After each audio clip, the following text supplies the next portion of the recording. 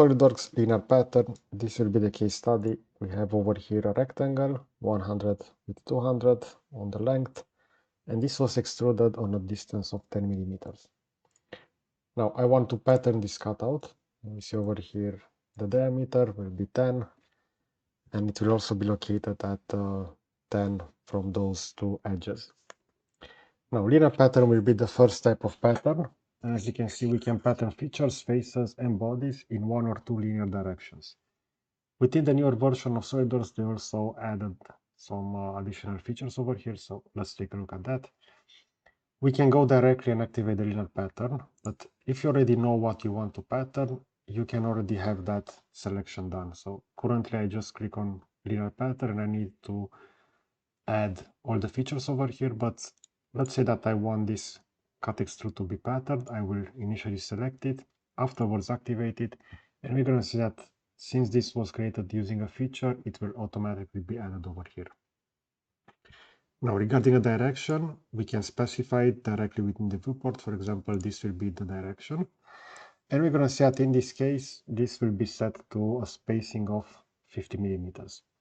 We can also increase the number of pattern elements in this case. We can also go up to reference. So if I will select this, I will then need to indicate a location. Let's say that the reference will be that face. And afterwards, we're going to have over here the possibility to change that. So we see this is currently set up to that reference with a spacing of 50 millimeters. If I will increase this, this will go over that line. We can also increase the number of instances over here. Let's say that I want to add, in this case, 8.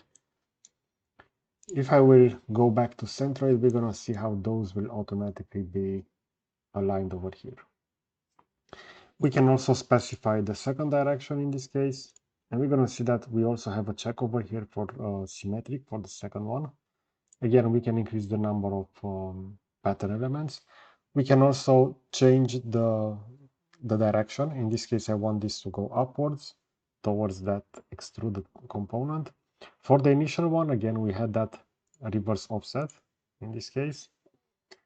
But since I added that face over there, we're going to see that it will act like this. So regarding that face one, we can go again with spacing and instances. And if I will reverse this, it will just go onto the other side of that axis.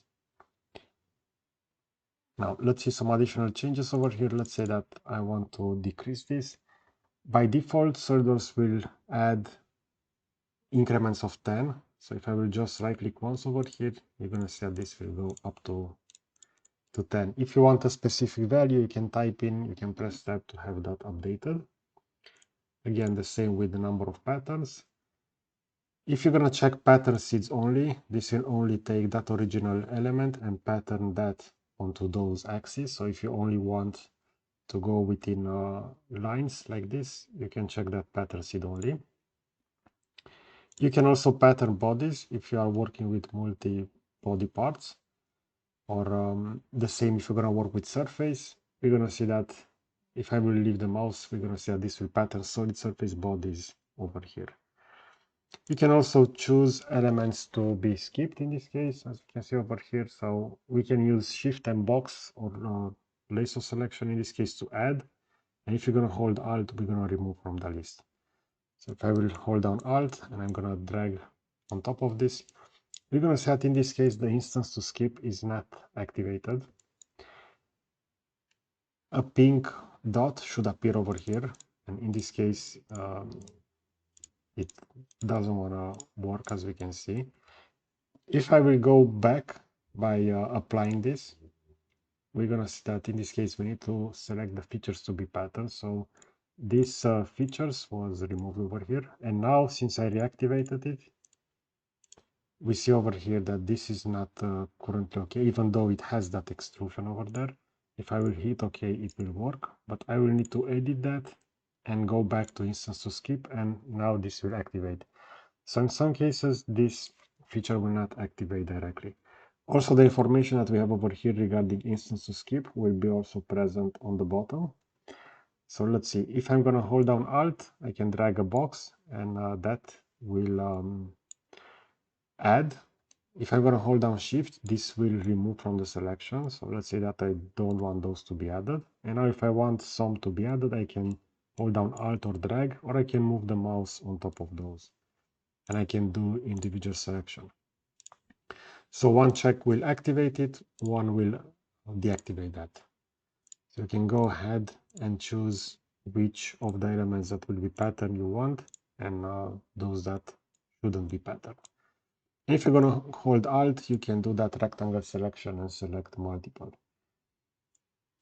You can also check geometry pattern in this case. If you're going to have a pattern that will be multiplied many times, by checking the geometry pattern will make the processing of that array faster, so for that pattern, but it will not add those individual constraints for all of those pattern elements. And this is the new feature that was added, is instance to vary in this case, and we can change the increment for direction 1, direction 2. We're going to see over here the space increment. So if I'm going to slightly increase this will be for the first one, which will remain 25, but starting from the next one, it will add that 5 millimeters. We're going to have a different offset value over there. You can find the same values over here or directly within the viewport. So we see the direction 2 value will be added over here. If I will add this, for example, to 3 millimeters, and for the second one, again to 3 millimeters, we're going to see how that will have an additional increment in this case. But we can go directly over here within the viewport. And by default, it will be going up from with an increment of 10 directly on the arrows. So it is recommended to go and add that value manually. And usually at the end, if you're going to press tab, that will automatically refresh, but you can also right click outside and that will also update that value. So it's not mandatory to press tab in this case. And in this case, even if I will click like this, so we have some of the elements within the outside of the part, if I will apply the pattern, that pattern will work, even though that cutout and the original extrusion of the part is not large enough. And this is editable. That means I can go ahead and further adjust the value of the original extrude, and afterwards that pattern will be again reapplied based to that. Okay, so this was an overview regarding linear pattern in SolidWorks. For the following video, I will discuss the circular pattern. So if you enjoy this kind of content, you will find a similar video on the left side, and I will also add a subscribe button to the right. So that's it. Thanks for watching.